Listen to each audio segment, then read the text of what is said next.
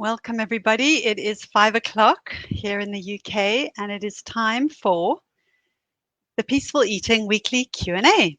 I'm Vanya Fatidis, the founder of Peaceful Eating, and every week I answer questions that are submitted to me, usually anonymously, and I do that for as long as it takes, up to half an hour, so I don't keep you too long. And here I am. So for this week and the next 2 weeks after that, my focus is on answering questions of people who are on my Peaceful Eating Over the Holidays course, which is a short 6-week course really to help you prepare yourself around the holiday season in December. So the first few questions are going to be focused on that, and I'm going to get to that now.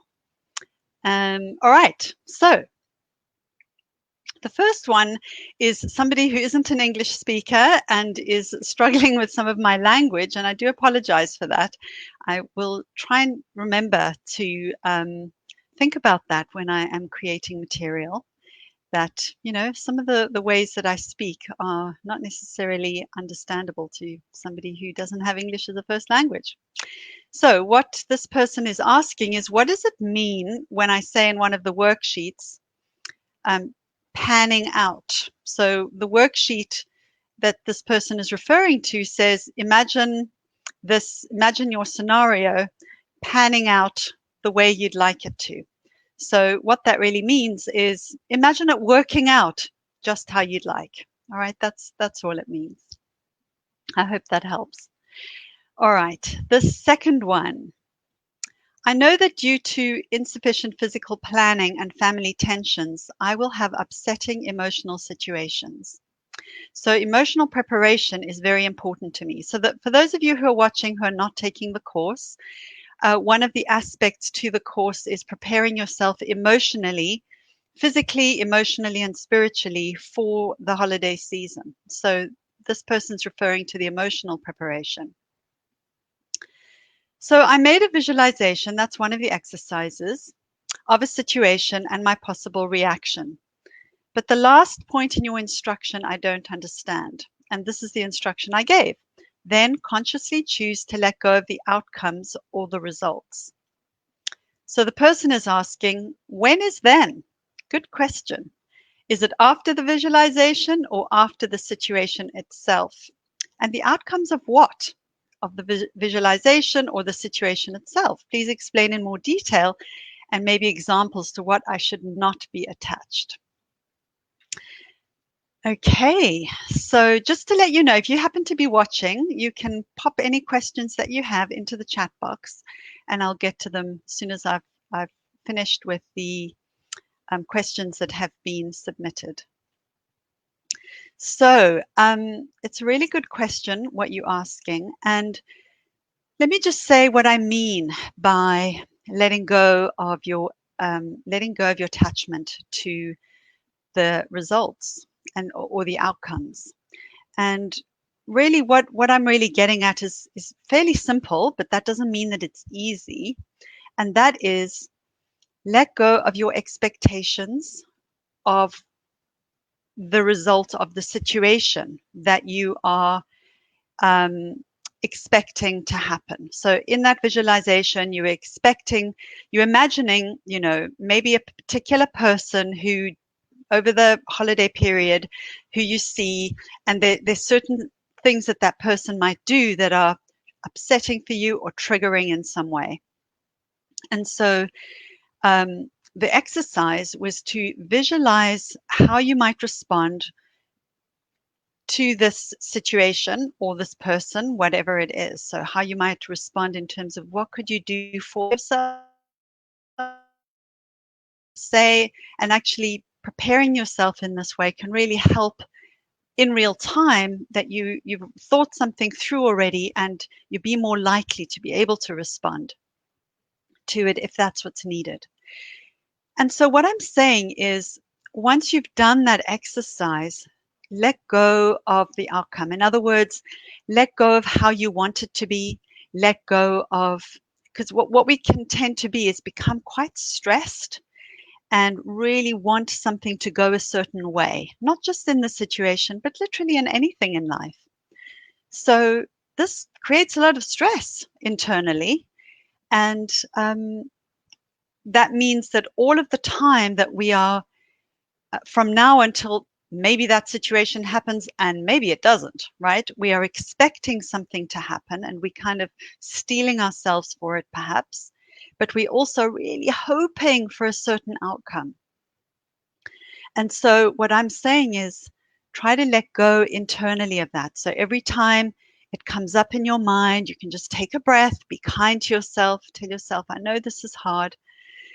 Take a breath. And as you let go of the breath, see if you can kind of metaphorically let go of your worry about what might happen. That's the outcome, right? What might happen. Because you're not actually in control of what might happen. You don't know how somebody's going to respond, what somebody's going to say, what other people might do. It's just not in your control. The only thing you have some control over is your own response. And letting go of your expectation of the outcome or your real wish for it to go a certain way helps you in the present moment, here and now, not feel so stressed about it and always be thinking about the future. So it's just about coming back to now, because right now that situation hasn't happened and you are here right now. So how can you take the best care of yourself now? I hope that that makes sense. And if not, do let me know. I'll have another go. All right.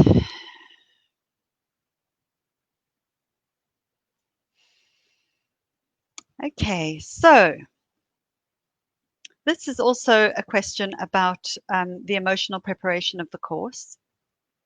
And it's on a similar vein to the last question. And this person says, the question is about what do you say? The situation is like this. One family member every time reminds me how I was drunk and I misbehaved at a party 25 years ago. I'm trying to visualize what to say in reply, but not sure how to draw clear boundaries. Okay, so obviously I don't know anything about the situation. I don't know. I don't know who the person is in relation to you, the questioner. If it's somebody who, what the relationship is like, is it a relationship where you're kind of on an equal footing, or is it a relationship where there's a power differential between you? Because it'll make a difference to how you feel inside you around how you might respond. What I would say is when you're imagining the situation, what I suggest you do is play with it. Don't think about, oh no, I couldn't do that. Oh no, that would be too difficult. I couldn't say that. Let your imagination just run. Let yourself think up different ideas about what you could say. You could try out some really serious ones. You could try out some light-hearted ones. You could try out some cheeky ones, try out just different ways that you might respond, but not in a realistic, oh, that's not realistic. I could never say that to that person. Don't limit yourself. Just have a go. Have a go and with different kinds of scenarios. And notice what happens in your body as you're doing it. Which ones lift you or open you a bit or make you feel quite relaxed or maybe quite strong? And are there any that make you sort of collapse in or cave in? Notice what happens in your body. And you could check out the ones that, if there are any that make you kind of collapse in, ask yourself, try and be curious. What am I defending against? What am I scared of here? It might be that's an inappropriate response. It might be that you're really fearful of how that person might respond. And so there might be some more exploration that you could do around, well, how likely is that? How real is it? And so what if that person did respond in that way? Then what? What could I do with it then? it's quite helpful, I think, to just play around with some of these scenarios. You might do it with a trusted friend who could do a bit of role playing with you.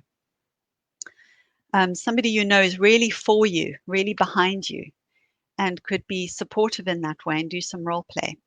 I had a few other thoughts. Um, you know, again, depending on, as I said, the relationship with this person, you could try being very direct, like, but kind and clear without strong upset. If there's strong upset in your body, this kind of response won't really work, I don't think.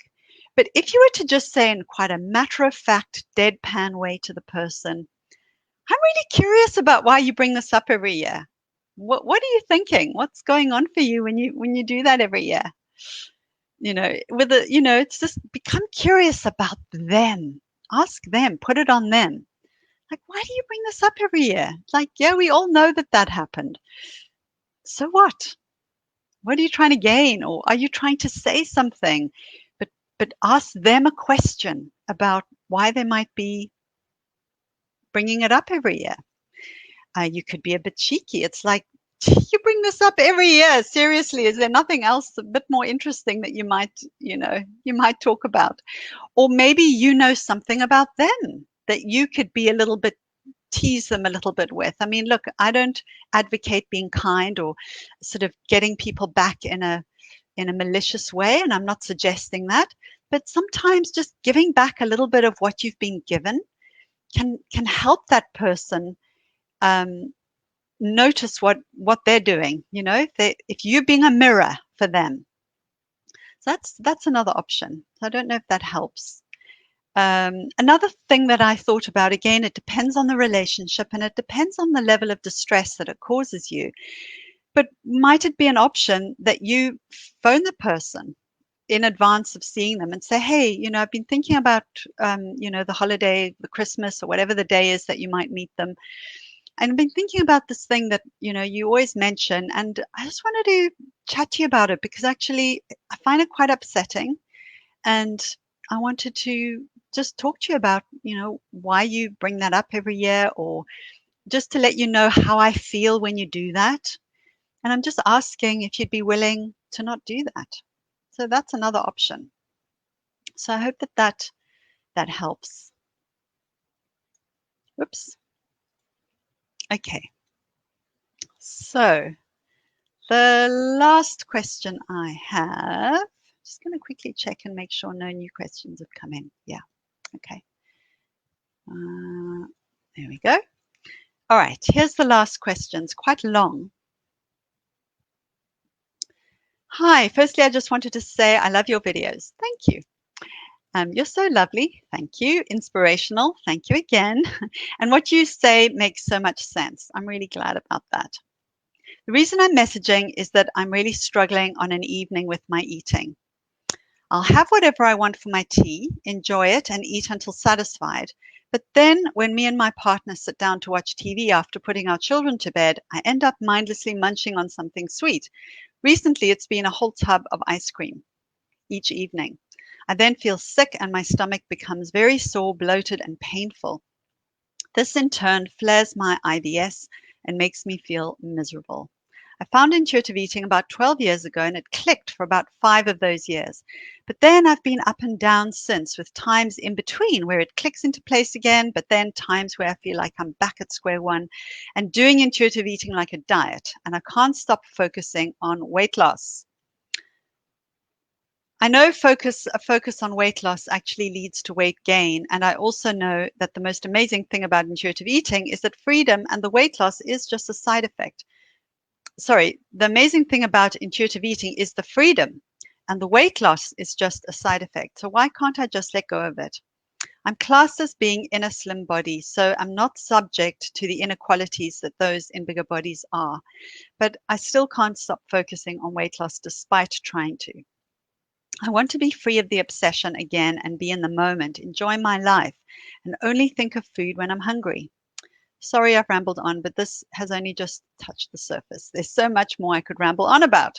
Just for a little bit more info, I'm not hungry in the morning because I'm still full from overeating the night before, so only end up eating lunch. And I do have sweet stuff throughout the day. Many thanks for reading this and your help. Okay, so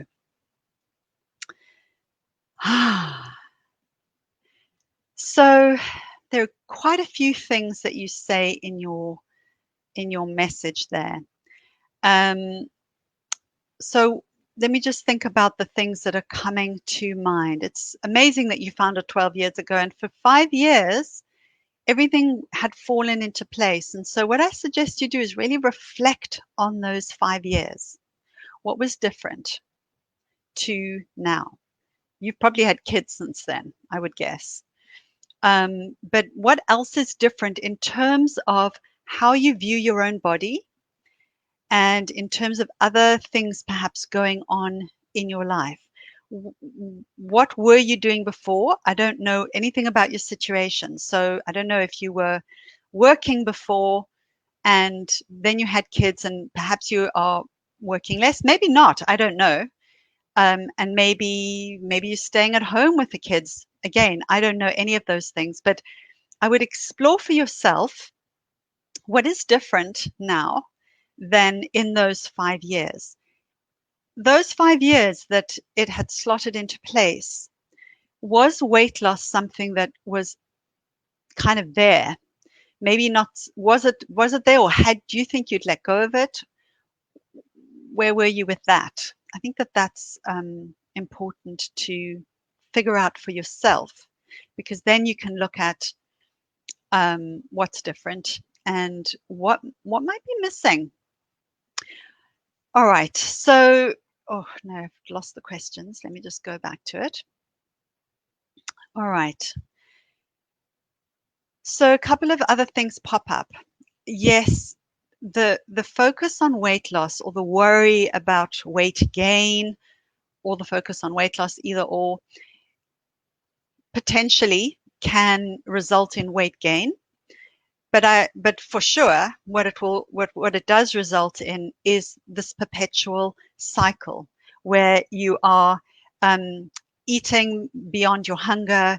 You're eating foods that you are mentally restricting, that you're telling yourself you shouldn't have. Why?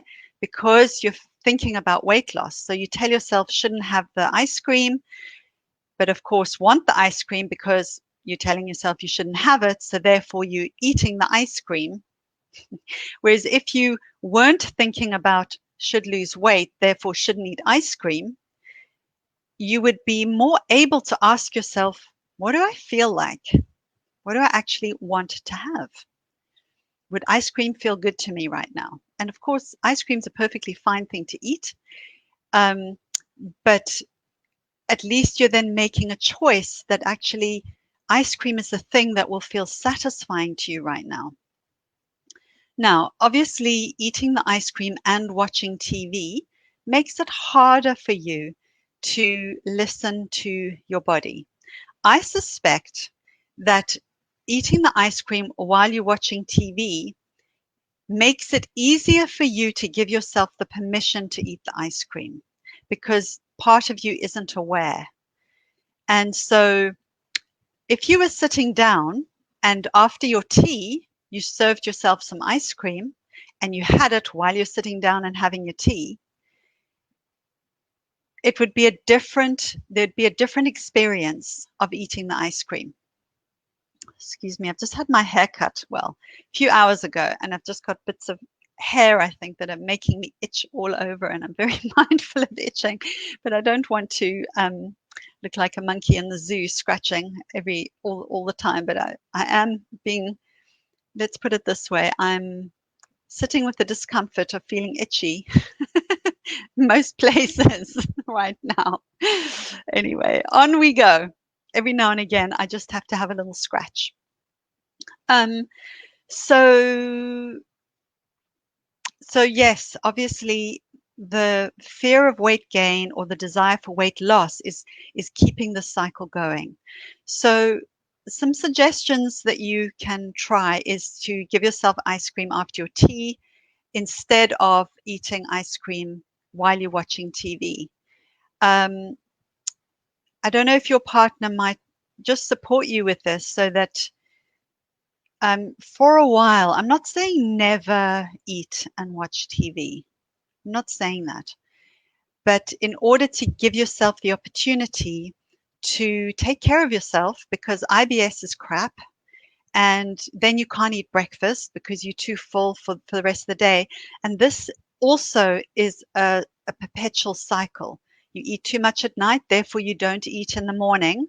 Therefore, by the time you have your tea later, you still might actually be hungry when you sit down to watch TV because you've missed out on food earlier in the day. And so um, you might need a snack later after your tea. You might still need a snack. And maybe what you need to do is pause the telly, have the snack, then go back to the telly. Another thing that you could try doing is eating some breakfast even though you're not hungry.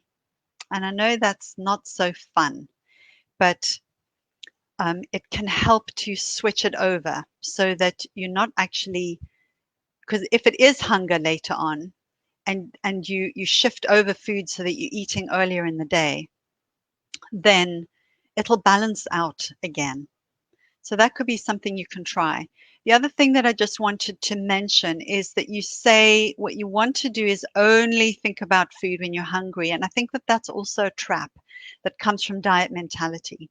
So don't be focused on, eating is only for when you're hungry. Eating is for several reasons: pleasure, celebration, um, and yes, of course, to meet our nutritional needs so that we can function as so our bodies can function.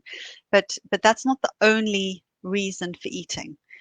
But if it's sort of really out of balance, where a lot of the time you're eating and you're not hungry, then that's something to be looking at. But I just want to say that intuitive eating diet, right, where you're thinking you should only eat when you're hungry, and that's too black and white.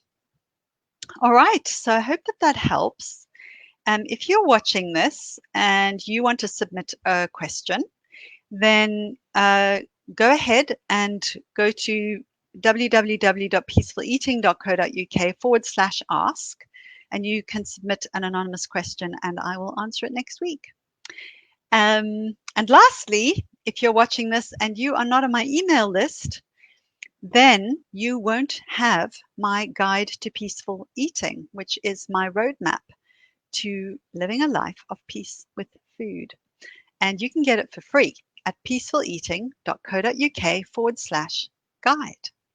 All right. I've enjoyed being with you today. I haven't had any more questions. I hope everybody is well and you have a great week.